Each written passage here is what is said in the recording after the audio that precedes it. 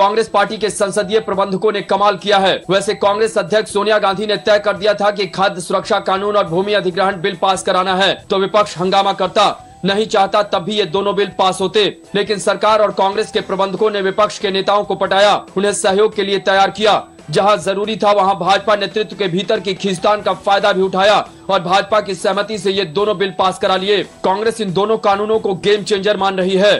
भारत निर्माण के प्रचार में इन दोनों विधेयकों का ढोल पीटा जा रहा है। तभी यह सवाल उठा है कि कांग्रेस के लिए गेम चेंजर साबित होने वाले बिल भाजपा ने क्यों पास कराए। विपक्ष के साथ सरकार की सहमति दूसरे मुद्दों पर बनी थी। सुप्रीम कोर्ट के फैसलों को पलटकर संसद की सर्वोच्चता दिखाने की मंशा से विपक्ष और सरकार एकजुट हुए थे। केंद्रीय सूचना आयोग का फैसला पलटने के लिए विपक्ष और सरकार साथ आए थे। इस लिहाज से अगर जजों की नियुक्ति का सिस्टम बदलने या जेल में बंद लोगों के चुनाव लड़ने या आरटीआई में संशोधन के बिल पर भाजपा के सहयोग करने का मसला समझ में आता है। लेकिन खाद्य सुरक्षा, भूमि अधिग्रहण, पेंशन बिल आदि ऐसे मसले हैं जिन पर सरकार के साथ सहयोग को लेकर भाजपा में भी मतभेद रहा था। नरेंद्र मोदी ने सरकार को श्रेय दिलाने वाले बिलों को रोकने की सलाह दी थी। इसी तरह पेंशन बिल के मसले पर यशवंत सिन्हा और कुछ दूसरे नेता बिल को पास कराने के पक्ष में नहीं थे, लेकिन उन्हें दरकिनार करके भाजपा ने बिल पास होने में मदद की। भाजपा पिछले कई सत्रों से कामकाज बाधित कर रही थी, तभी उस पर खुद प्रधानमंत्री ने आरोप लगाया कि वह सत्र नहीं चलने देती है, फैसले नहीं होने देती है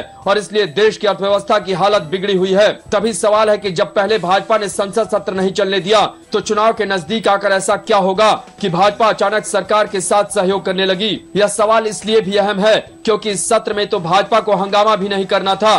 खुद कांग्रेस और टीडीपी के सांसद तेलंगाना के मसले पर हंगामा कर रहे थे, लेकिन सबको हैरान करते हुए भाजपा ने कांग्रेस और टीडीपी के सांसदों के निलंबन में भी सहयोग किया ताकि संसद में कामकाज हो। कई जानकारों का कहना है कि सरकार के संसदीय प्रबंधकों ने अच्छा काम किया। यह भी कहा जा रहा है कि मुख्य विपक्षी पार्टी के नाते भाजपा की यह मजबूरी हो गई थी कि वह सरकार का समर्थन करे, क्योंकि ऐसे लोक लुभावन विधेयक का विरोध करने पर जनता के बीच गलत संदेश जाता और उससे पार्टी को नुकसान हो सकता है। कांग्रेस इसका प्रचार करती कि भाजपा गरीबों की थाली तक रोटी नहीं पहुंचने दे रही है।